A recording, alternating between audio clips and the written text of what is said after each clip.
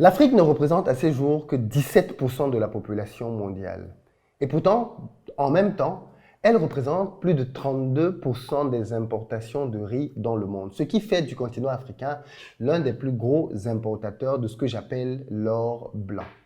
En réalité, le continent africain dépense chaque année plus de 6 milliards de dollars pour acheter du riz, pour nourrir la population. Nous aimons tous le riz, n'est-ce pas?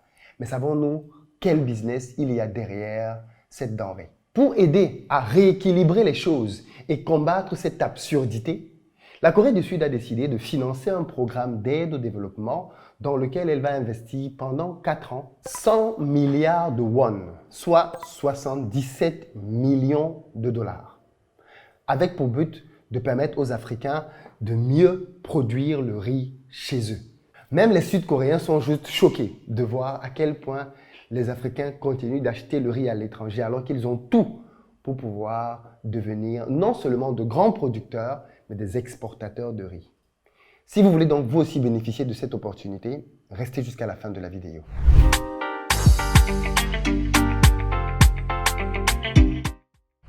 Salut à toi, bienvenue sur ma chaîne, moi c'est Philippe Simon. Ici je te parle de business, de mindset, de gestion des finances pour te permettre de pouvoir devenir un acteur de changement sur le continent. Donc si tu es nouveau ici, je t'invite à t'abonner.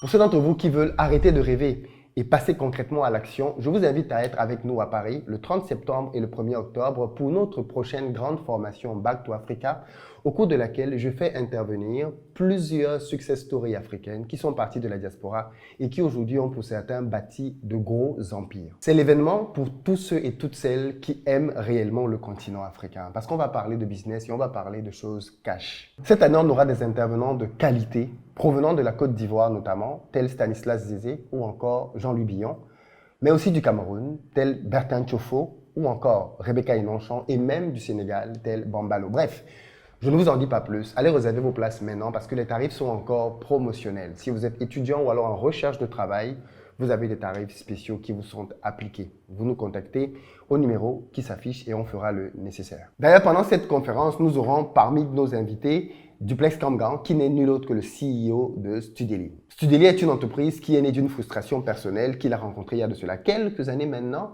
et qui malheureusement a continué de se perpétrer sur notre continent, à savoir que quand un jeune veut aller étudier en France, il a besoin d'une AVI, une autorisation de virement irrévocable, qui lui est fournie par une banque à un prix d'or. Pour simplement combattre ceci, il a décidé de créer une alternative en apportant le même document à des tarifs beaucoup plus réduits, mais il allait beaucoup plus loin en se disant, un jeune qui vient en France, en réalité pour avoir un visa, il n'a pas besoin que d'une attestation qui prouve qu'il y a de l'argent. Il a besoin de plus que ça, parce qu'en fait, il faut bien le comprendre. Quand vous envoyez votre enfant étudier en France, par exemple, vous devez prouver que vous avez les ressources nécessaires pour subvenir à ses besoins une fois qu'il sera en France. Par contre, pour avoir un visa, on demande à votre enfant d'avoir un logement. Comment il fait pour avoir un logement depuis Bamako, depuis Abidjan, depuis Douala? C'est quasiment impossible s'il n'a pas de famille en Europe. Et bien aujourd'hui, Studely permet non seulement aux étudiants d'avoir ce document, l'AVI, mais en plus, il les accompagne pour trouver des logements.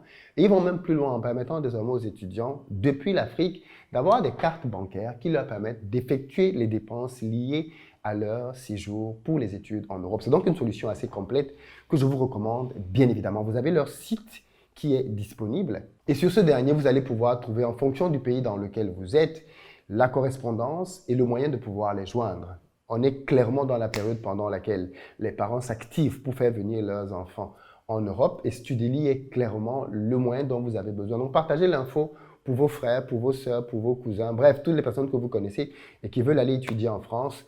Faites-leur part de l'offre que Studely leur propose parce que c'est vraiment une très bonne offre. Et en plus, il y a une promo dessus qui se termine très prochainement.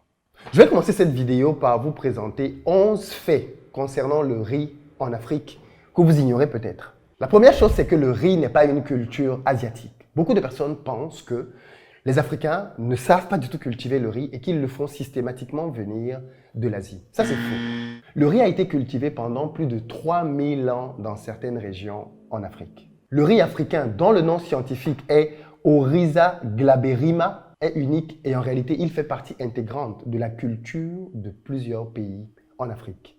Deuxième fait, le riz est la seconde source la plus importante de calories sur le continent africain. C'est d'ailleurs la source prédominante en Afrique de l'Ouest et à Madagascar. Ça veut dire simplement que le moyen premier par lequel les personnes dans ces régions-là parviennent à se nourrir, c'est le riz. Vous retirez le riz au Sénégal, c'est la guerre. Le troisième fait, c'est la forte croissance de la demande en termes de riz. En réalité, la demande de riz augmente de 6% par an. Et ce, plus vite que toute autre denrée alimentaire. Ceci est bien évidemment dû à la croissance démographique et ce qui laisse donc penser qu'avec le doublement de la population africaine, les besoins en riz vont exploser. Et tout bon entrepreneur doit saisir cette opportunité. Quatrième fait, le riz est cultivé dans près de 40 pays sur 55 que contient le continent africain à ce jour. Mais c'est une activité qui permet de nourrir, tenez-vous tranquille, 35 millions de riziculteurs. Cinquième fait, le riz devient, de manière indiscutable, un point d'entrée pour la réduction de la pauvreté. Vu le nombre de personnes qui consomment le riz sur le continent et la croissance de 6% par an, très clairement, maîtriser la culture du riz est un enjeu national. Et d'ailleurs, des pays comme la Côte d'Ivoire l'ont très clairement compris. Savez-vous qu'en Côte d'Ivoire, les importations de riz ont franchi la barre de 500 milliards de francs CFA. Oui, 500 milliards de francs CFA ont été dépensés pour acheter du riz à l'étranger, ce qui représente une augmentation de 99 milliards par rapport à l'exercice précédent, soit une hausse de plus de 24,4%. Face à ces chiffres, les autorités ivoiriennes ont bien évidemment décidé d'agir. Et pour ça, elles ont mis sur pied un plan qui a pour but de rendre la Côte d'Ivoire autonome en termes de production de riz à l'horizon de 2025. On parle ici d'un investissement de 150 milliards de francs CFA. Le sixième fait, c'est que le riz est devenu une culture politique. Très clairement, vu que la majorité des personnes consomment du riz, eh bien, le riz devient un élément majeur qui permet de faire venir les gens dans la rue ou pas. Vous vous rappelez tous des émeutes de 2008 dans lesquelles beaucoup de populations, notamment africaines, étaient descendues dans les rues parce qu'elles avaient vu augmenter le prix de certaines denrées alimentaires. Les prix des aliments sont donc, pour certains d'entre eux, des éléments politiques à prendre avec la plus grande des sensibilités compte tenu de leur importance. Le septième fait que tous les entrepreneurs devraient connaître, c'est l'impact de la production et des importations de riz. Aujourd'hui, les 35 millions de riziculteurs sur le continent africain ne parviennent à couvrir que 60% des besoins en consommation de riz sur le continent africain. Et avec la croissance de la population, l'écart va aller grandissant. Mais ce qu'il faut bien retenir, c'est qu'aujourd'hui, le continent africain importe 14 à 15 millions de tonnes de riz par an, ce qui coûte plus de 6 milliards de dollars US à nos économies. Et ça, bien évidemment, ce sont des chiffres qu'il faut connaître parce que c'est là clairement un gap, un marché à aller chercher. Pour tous ceux d'entre vous qui veulent bénéficier des fonds coréens, il faut clairement considérer le fait de se lancer dans le domaine de l'agriculture en termes de riz. Parce que bien évidemment, les subventions vont être versées aux personnes qui seront dans ces domaines-là. Attention, 8 pays seulement sont concernés. Je vais vous les lister dans quelques minutes. 8 pays vont pouvoir bénéficier de cet argent-là. Le 8e point concerne le commerce. J'en ai déjà parlé un tout petit peu. Malheureusement, aujourd'hui, la population africaine ne représente que 17% de la population mondiale et pourtant elle représente plus de 32% des importations de riz, faisant donc de l'Afrique un gros marché sur lequel les producteurs de riz dans le monde ont les yeux braqués.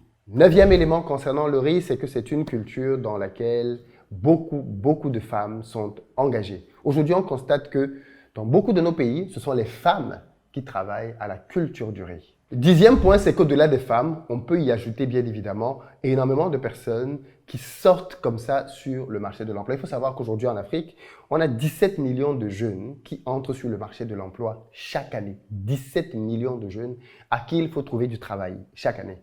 L'agriculture et notamment le riz, étant des grands consommateurs en termes de main-d'œuvre, peuvent être de véritables alternatives si bien évidemment on y investit comme il se doit. Le 11e et dernier point, c'est le potentiel de l'Afrique en ce qui concerne la culture de riz. L'Afrique aujourd'hui a un potentiel incroyable.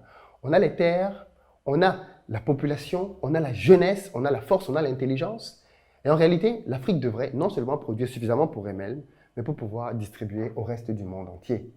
Mais je tiens quand même à dire que dans ce bel environnement, il faut bien comprendre comment le business du riz fonctionne. Aujourd'hui, beaucoup de nos pays, parmi lesquels le Cameroun, se retrouvent à être importateurs de riz. C'est-à-dire qu'on a une production locale qui ne suffit pas à nourrir la population. Et à côté de ça, on a des importateurs locaux, des personnes qui sont devenues très riches grâce à ce business. Mais tenez-vous tranquille.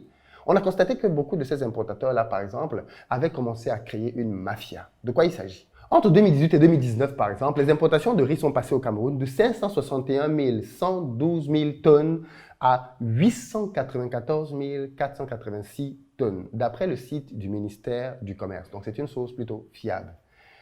Par contre, on se demande comment en un an, la consommation de riz camerounaise peut exploser de 59%. Et avec à la prime, une augmentation de plus de 231,8 milliards de francs CFA, soit près de 60,9% d'augmentation par rapport à l'année d'avant.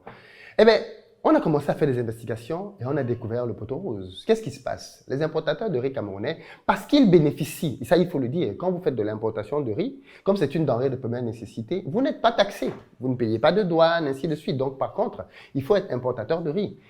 Les importateurs, qu'est-ce qu'ils font? Ils font venir le riz au Cameroun et ensuite ils alimentent le marché du Nigeria à côté. Vous voyez le système?